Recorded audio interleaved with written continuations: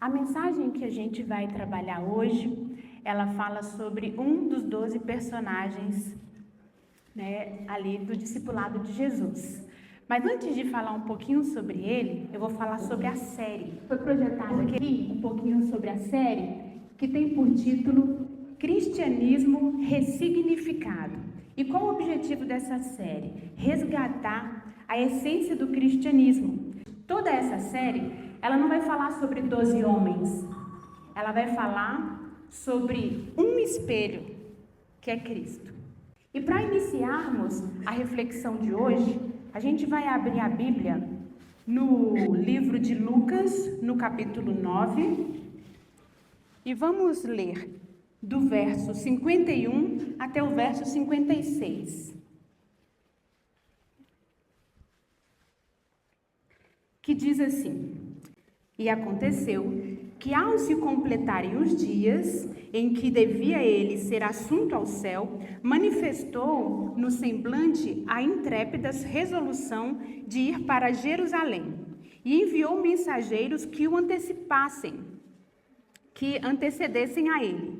Indo eles, entraram numa aldeia de samaritanos para lhe preparar uma pousada, mas não o receberam, porque o aspecto dele era de quem decisivamente estava indo para Jerusalém. Vendo isto, os discípulos Tiago e João perguntaram: Senhor, queres que mandemos descer fogo do céu para consumir todos eles? Jesus, porém, voltando-se, os repreendeu e disse: Vós não sabeis de que espírito sois, pois o Filho do Homem não veio para destruir as almas dos homens, mas para salvá-las. E então eles seguiram. E esse relato, ele traz uma riqueza para os nossos dias, que é uma situação que nós estamos também vivenciando, que são rixas. Nós tínhamos ali um povo samaritano e nós tínhamos Jesus, que estava representando ali os judeus, e existiu, desde que houve uma divisão geográfica e ideológica, houve entre eles um consenso de que os samaritanos iriam adorar em um determinado monte, que se não me engano é Gerizim, o nome dele, e os judeus, eles iriam para Jerusalém. Então, no que Jesus chega e faz saber que ele estava indo para Jerusalém, o que os samaritanos entenderam? Que ele estava escolhendo o lado. Que ele tinha escolhido, a quem validar. Então, eles resistiram ali a Jesus e falaram: não vamos recebê-lo. E eles seguem aí a jornada. Esse episódio, ele acontece logo no início ali do ministério de Jesus, mais ou menos no ano 30, depois de Cristo. E nessa ocasião, os discípulos Tiago e João estavam no início do seu ministério. Logo no início. Agora, olha o que nós temos. 1 João, o capítulo 4, os versos 7 e 8. Olha a diferença. Amados, amemo-nos uns aos outros, porque o amor procede de Deus. E todo aquele que ama é nascido de Deus e conhece a Deus. Aquele que não ama não conhece a Deus, pois Deus é amor. Me chama muita atenção essa certeza que João faz essa afirmação. Aquele que não ama não conhece a Deus porque Deus é amor. Porque a gente percebe que Deus se manifesta no contraste. O que isso significa? O amor de Deus, ele se manifesta aonde não há o amor pelo próximo. Quando João e Tiago, se colocaram numa postura de: quer, Senhor, que mandemos cair fogo do céu e consuma todos eles? E Deus mostra amor para com eles, bem como em outras circunstâncias. Deus está trabalhando ali na pessoa de Cristo um contraste do desamor, onde Jesus ele manifesta o amor. Então pensa, esse verso aqui da primeira epístola de João foi escrito aproximadamente 60 anos depois daquele episódio em que João, ele disse, quer que a gente bota fogo em todo mundo? Porque eles não o receberam. E a gente percebe como que é lento o nosso desenvolvimento espiritual. Isso é, infelizmente, muito triste, né? Nós temos na pessoa de João, né, 2 codinomes. O codinome de o trovão e o codinome de o discípulo do amor. Mas esses 2 codinomes, se a gente for levar à risca o significado de cada um deles, eles entram em conflito, em atrito. E aí que está a beleza do cristianismo real. É essa transformação que acontece na história de João, né? Aí, ao longo da sua vida, e pode acontecer na minha, e pode acontecer na sua também. Agora, nós vimos que a trajetória de João com Jesus começou com ele querendo destruir pessoas. E quando ele termina a sua trajetória, ele termina nos ensinando a como manifestar amor para com as pessoas. Ou seja, né, é totalmente o oposto. Agora vamos descobrir um pouquinho mais sobre esse João, quem ele era. João, ele era uma pessoa que era impulsiva, que ele era impetuoso, emocionalmente agitado, competitivo e extremamente apaixonado. E a gente vai ler o que está em Marcos 3, 7, porque é o episódio em que Jesus, chamando Tiago e João, ele dá aí um nome e um significado. Encontramos? Tiago, filho de Zebedeu, e João, o seu irmão, aos quais deu o nome de Boanerges, que quer dizer filho do trovão. E é interessante, a gente inclusive viu isso quando a gente trabalhou o Pedro, que é o movimento de Jesus em dar nomes, em mudar nomes. Ele sempre que fazia esse movimento, ele fazia ou para enfatizar um temperamento, uma personalidade, ou para apontar um norte. No caso de Pedro, ele fez para apontar um norte, né? Cefas, né? Que significa pedra, que você vai ser pedra fundamental da nossa igreja. Então, tinha um norte. No caso em que ele já vem falar sobre João, ele já enfatiza uma identidade, um temperamento. Mas entra uma questão interessante aqui. Se a ideia era que ele mudasse o temperamento, vamos assim pensar, por que que Cristo, então, enfatiza o temperamento dele? E a resposta ela é linda. Eu a considero muito bonita. Jesus, ele não queria mudar a personalidade dele, assim como ele não queria mudar a personalidade que nós temos. Ele quer redirecionar. O que João tinha, essa intensidade, ele queria colocar na direção certa. E foi o que ele fez, né, ao longo aí da trajetória de João. Então, o problema, no caso de João, nunca foi o quanto ele sentia. O problema era quem governava aquilo que ele sentia. João, ele amava profundamente, mas João também odiava profundamente. Vamos tacar fogo em todo mundo. Por uma coisa pequena, só porque não nos quiseram receber. Então, ele era um homem de extremos. E Jesus, ele molda ao longo da história de João, né, esse comportamento, sempre com novos comportamentos a partir daquilo que ele vai ensinando. E sempre que eu falo desses personagens, eu não falo para que a gente olhe para eles como que eles são os espelhos, ainda que possamos enxergar neles, de algum modo, espelho do que nós somos. Mas o espelho que eu quero enfatizar ao longo de toda a trajetória dessas mensagens é o espelho Jesus. Quando a gente olha para esse Cristo, que está olhando para as nossas deficiências, sem querer tirar a nossa identidade, mas querer direcioná-la para o lugar certo, a gente vê um espelho digno de admiração, que é o espelho de Cristo. Então, o que havia de mais forte na velha natureza de João não era a ira que ele sentia quando ele era contrariado. Era o governo das emoções dele. Quem estava, então, governando?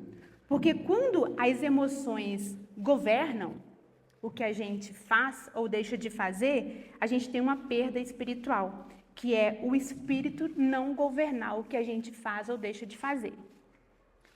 E quando a palavra coloca pra gente que a gente deve cuidar do nosso coração, proteger o nosso coração, porque dele parte todas as outras coisas, ele trata também do perigo das nossas emoções.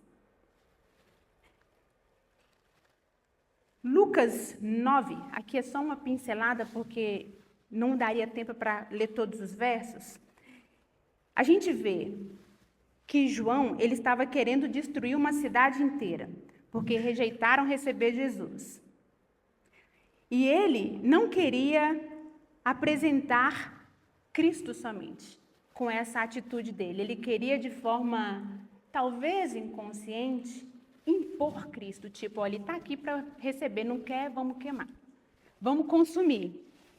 E quando a gente olha essa postura em João, e a gente olha para a nossa realidade cristã, a gente se depara com uma preocupação. Que preocupação é essa? Se a gente em algum momento vai querer também impor, né, o nosso Cristo, né, o que a gente sabe dele, ou o que a gente sabe do nosso Deus, e o que a gente acredita, coisa que a gente não pode fazer, né? E se a gente fizer, a gente mais afasta do que aproxima. Já em Marcos 9, João ele impede alguém de expulsar demônios por um motivo especial, porque ele não fazia parte do grupo deles. Então a gente vê um exclusivismo, a gente vê um controle e a gente vê uma outra coisinha que a gente também vive no nosso tempo, que é a vaidade espiritual. Nós somos diferentes e geralmente esses diferentes acham de algum modo que é melhor. Então a gente está vendo, gente, em alguém que estava caminhando com Cristo, ouvindo Cristo, dormindo debaixo da mesma tenda, sabe? Aprendendo do amor, um comportamento que é igual ao meu e o seu. Por quê?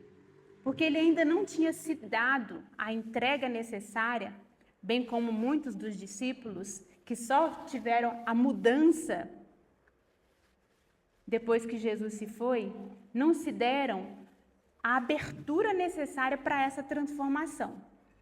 Porque não é uma transformação automática. E não é uma transformação que a gente consegue sem esforço de entrega. A gente precisa realmente querer isso. No livro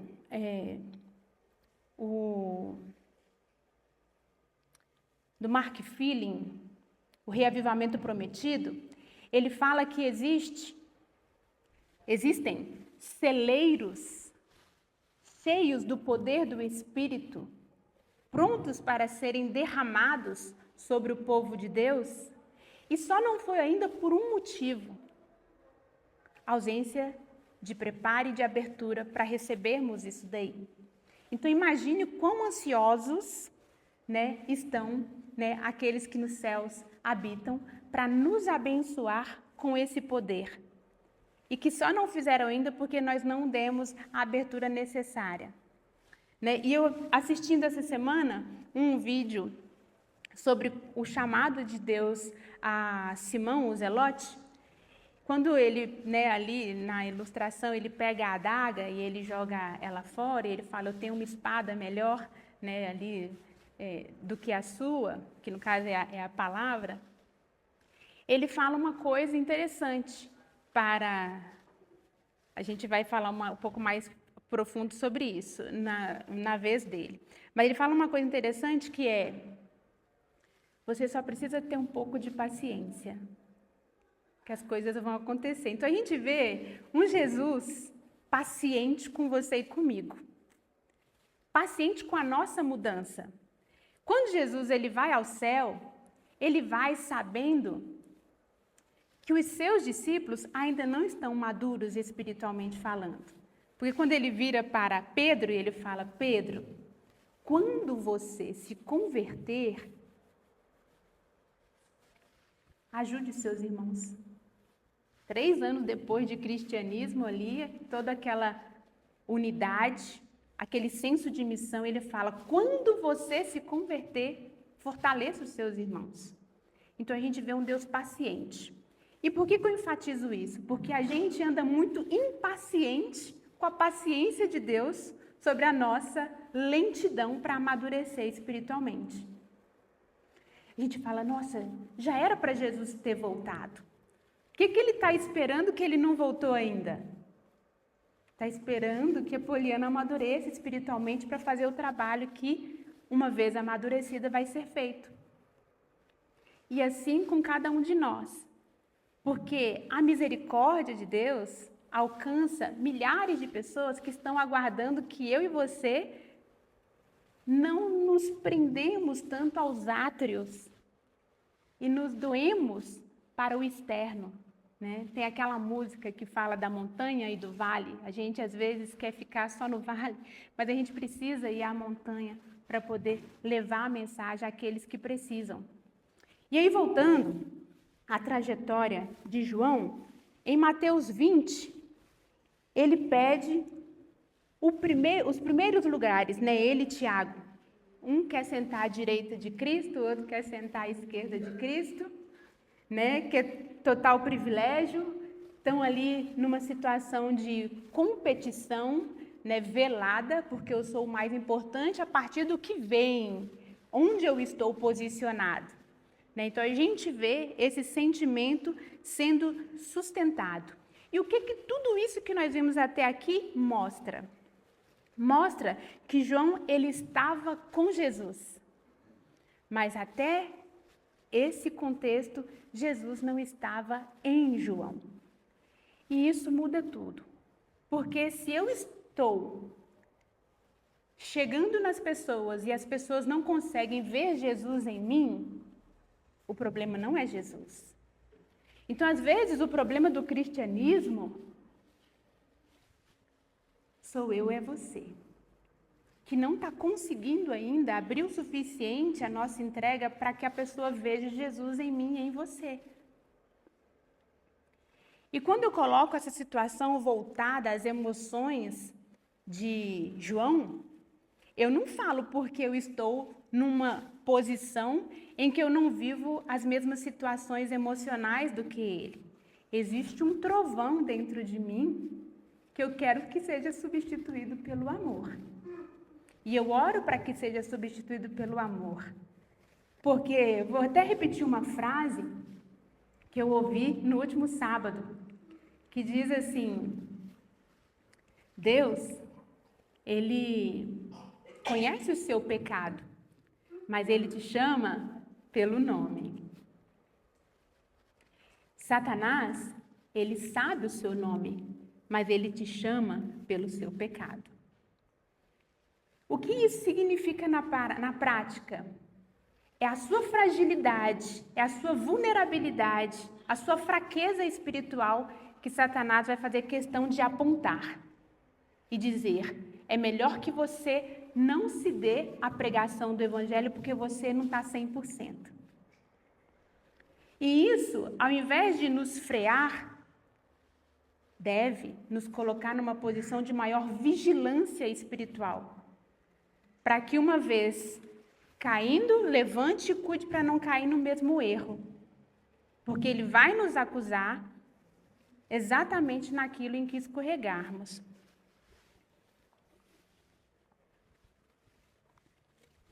Percebe que em tudo isso que a gente falou, Jesus ele não buscou diminuir a intensidade de João, mudar o que ele era.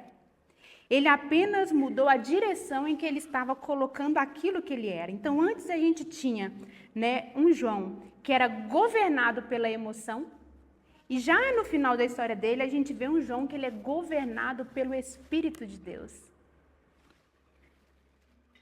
A transformação que a gente vê em João não é uma transformação teórica, é uma transformação prática, porque está relacionada, inclusive, à história dele, onde ele estava, fazendo o quê, ele estava em constante doação, ele cuidou das igrejas, ele foi preso, inclusive. Então, a gente vê uma transformação de entrega, de caminhada com Cristo. Então, a gente, às vezes, não consegue imaginar quantos anos de ministério cada um dos discípulos viveram, como ao pesquisar sobre essa trajetória de João e fazer uma ponte entre o João de 60 anos atrás com o João de 60 anos à frente, né? A diferença entre um comportamento e outro, uma pessoa e outra, né? Como que o Espírito tinha abertura para agir, né? No João do final das suas vidas, que ele não tinha lá atrás. E isso de ter a abertura é muito significativo a gente entender. Por quê? Porque quando a gente batiza, a gente não entra numa bolha em que o mal não consegue nos acessar. Infelizmente, não é assim. A prova disso, né, está no momento em que o mal se utiliza do amor de Pedro para tentar impedir Jesus de fazer o que ele estava ali disposto a fazer na cruz.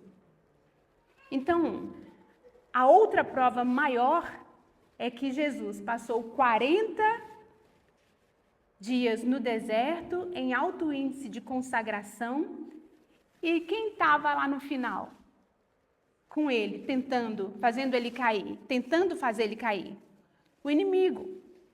Então, se nós acreditarmos que uma vez batizados, blindados, a gente não vai se atentar ao que a gente precisa fazer cada dia, um dia de cada vez, para ter essa elevação do Espírito, esse desenvolvimento que Deus espera que nós tenhamos no nosso espírito. Então, o filho do trovão, ele vira o discípulo do amor. Quem queria fogo passa a ensinar que Deus é amor. Graças a uma coisa, ao relacionamento prático e à abertura do seu coração para Cristo. Quem queria destruir passa a cuidar das igrejas. Quem queria vencer os embates daquela época passa a vencer o próprio coração. E o que isso revela para a gente sobre Cristo? Revela que Cristo ele não vai desperdiçar nenhuma personalidade. E eu gosto de nos lembrar que até Jonas, Deus usou no seu ministério. E por que eu falo que até Jonas? Porque quando a gente vai estudar a biografia, a história de Jonas, o que ele fez, a gente vê uma pessoa que é difícil a gente entender, né? É pirracento, suicida, tem várias características ali e Deus consegue usar Jonas para salvar uma cidade inteira. Então, se você olhar no espelho e falar assim, não sou perfeito, ok, nenhum de nós somos. Mas Deus pode usar você para salvar um número X de pessoas que eu e você desconhecemos, porque Ele usou até Jonas. E olha, outra coisa que a gente percebe também é que Ele não busca transformar a pessoa no que ela não é.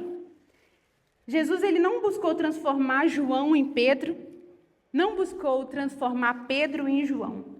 Ele transformou João na melhor versão de João. E a gente não faz ideia de qual é a nossa melhor versão. E pior do que a gente não fazer ideia é a gente não desejar essa melhor versão. Então, quando eu olho para mim no espelho, eu fico pensando, quem seria eu daqui 5, 10 anos, abrindo cada dia mais o meu coração para o Espírito Santo agir? Como que eu seria? E meu calcanhar de Aquiles é a mansidão que me falta. E eu me pergunto, será que eu seria mais mansa? Mais tolerante? Menos impetuosa? Será que essas falhas, que mais atrapalham do que ajudam o ministério, eu não veria mais em mim? E eu acredito que sim, isso vai acontecer antes de Jesus voltar. E eu oro para que isso aconteça, porque olhar para si e não enxergar características do caráter de Cristo, conhecendo e admirando esse caráter, dói. Porque se a gente conhece, se a gente admira, então por que a gente não desenvolve, não busca ter? Então, esse conhecimento do que é Jesus, do que Ele quer que nós sejamos, ele é um incômodo que a gente precisa ter, que a gente precisa sanar. E esse sanar é com muita entrega, com muita sinceridade de coração, inclusive. Em contrapartida ao que, isso revela sobre Cristo, a trajetória de João também revela algumas coisas sobre o inimigo. O inimigo, ele não precisa tirar Jesus da nossa boca. Ele não precisa fazer com que nós blasfememos contra ele. Ele não precisa fazer com que nós neguemos ele. Basta tirar Jesus do governo das nossas emoções e o caos, ele vem sozinho.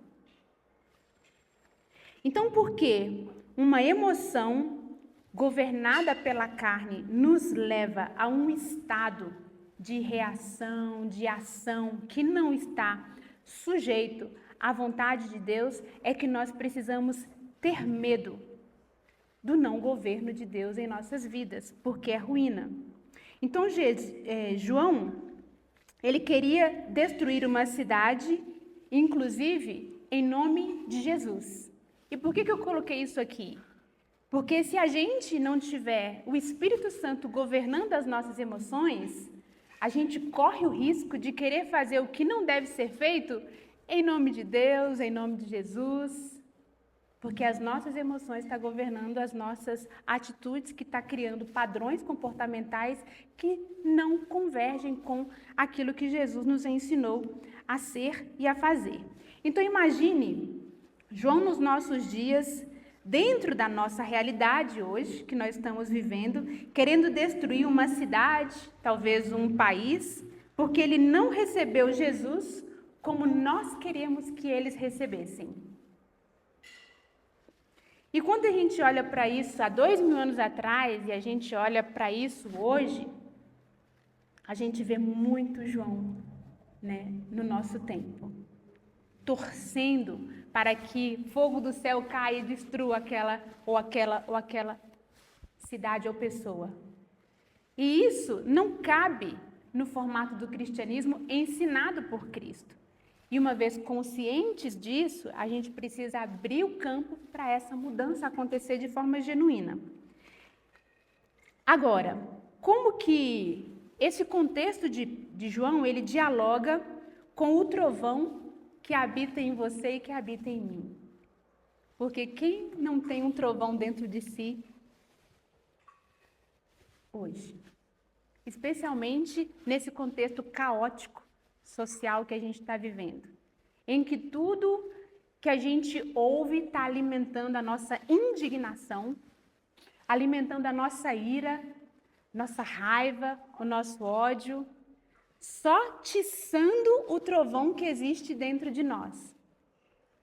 E o ponto mais perigoso é que, às vezes, a gente tinha que se afastar dessa realidade para a gente não ter esse trovão, sabe, efervescido, alimentado, e a gente vai atrás disso.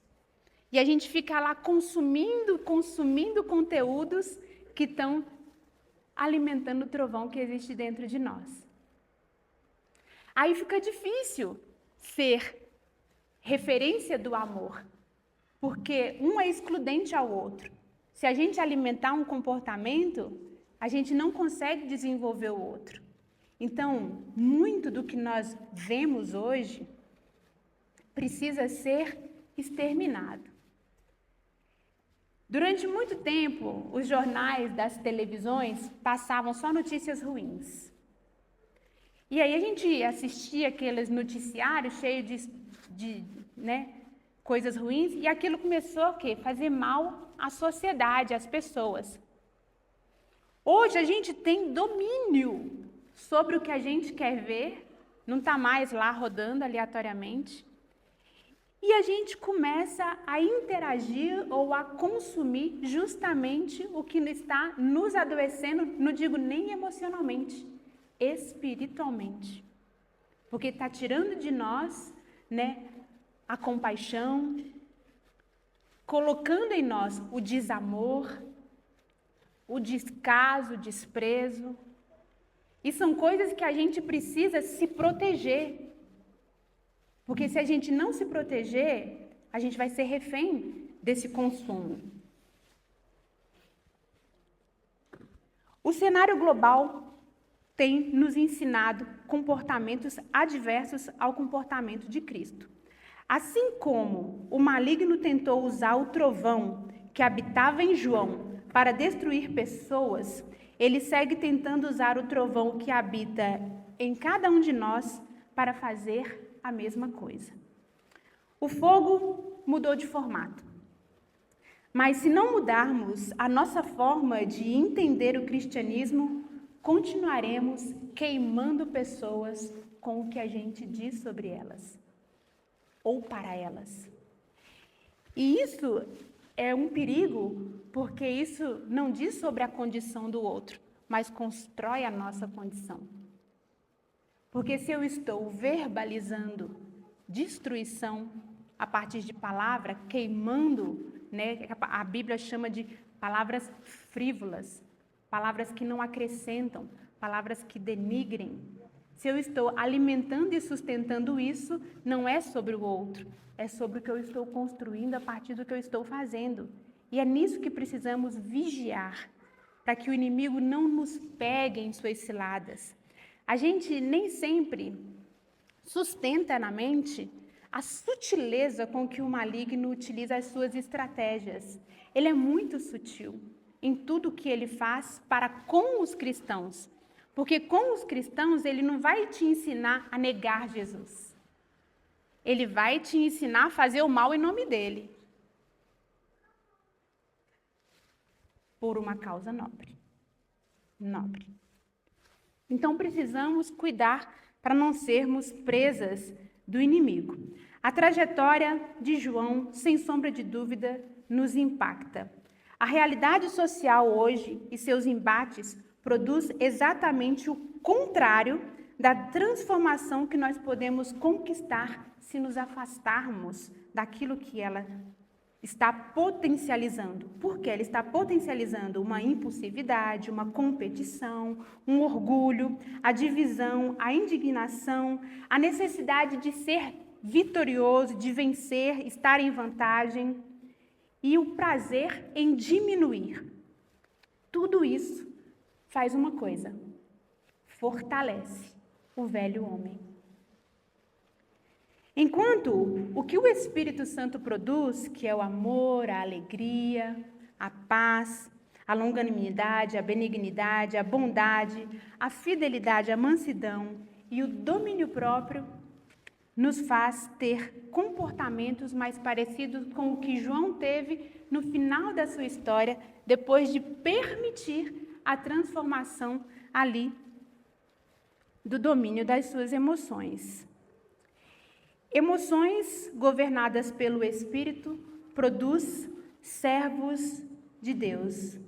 E as emoções sem domínio produzem filhos do trovão. Em 1 João 2, esse mesmo João, ele nos alerta sobre o espírito do anticristo.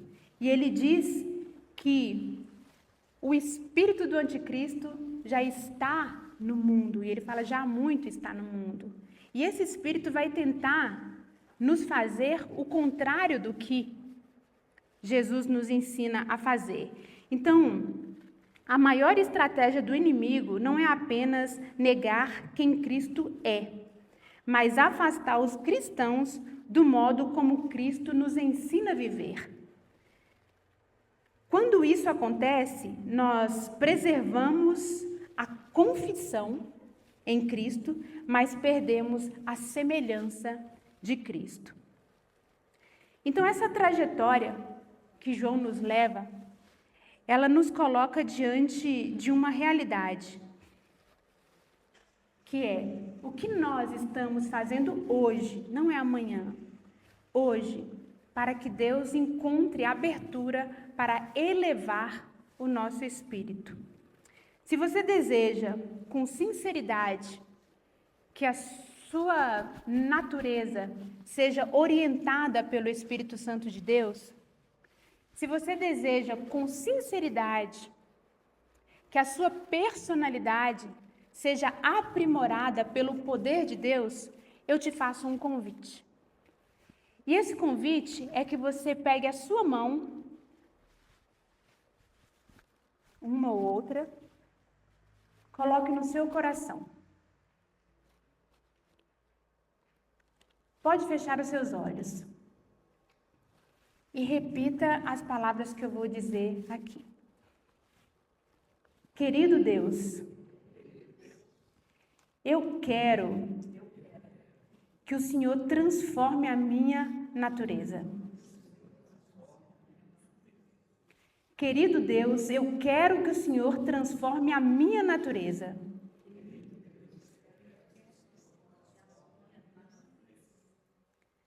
Por favor, Senhor,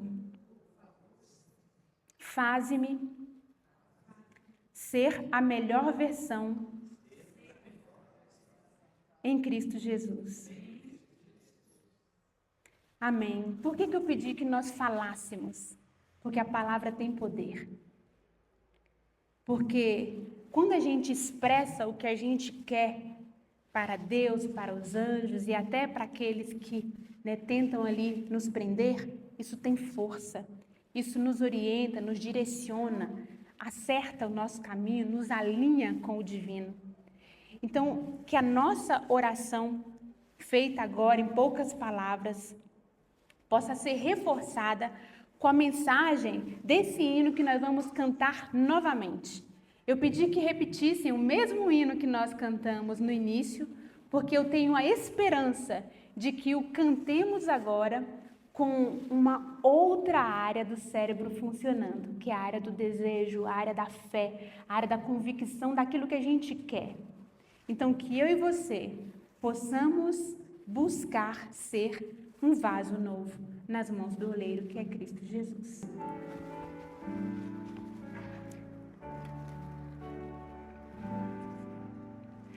Eu quero ser um vaso de honra, moldado pelo Senhor, com a mensagem de amor e esperança aos homens por onde for. Querido Deus, ajuda-nos, ó Deus, a honrarmos o Teu nome. Que o fato de sermos chamados cristãos esteja relacionado ao quanto de Cristo as pessoas estão conseguindo ver em nós. E se estivermos distantes, ó Deus, dessa realidade, ajuda-nos, por favor, a nos aproximarmos dela a passos largos. Que possamos acordar, Senhor, todos os dias desejando ser mais parecidos contigo. Que possamos acordar desejando nos entregar para aquilo que o Senhor deseja que nós façamos nessa terra como instrumentos seus. Dê-nos, ó Pai, também uma semana na qual possamos testemunhar de Ti, do Seu amor, da Sua misericórdia.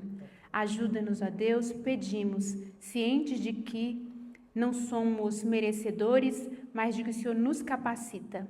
E em nome de Cristo que nós oramos. Amém.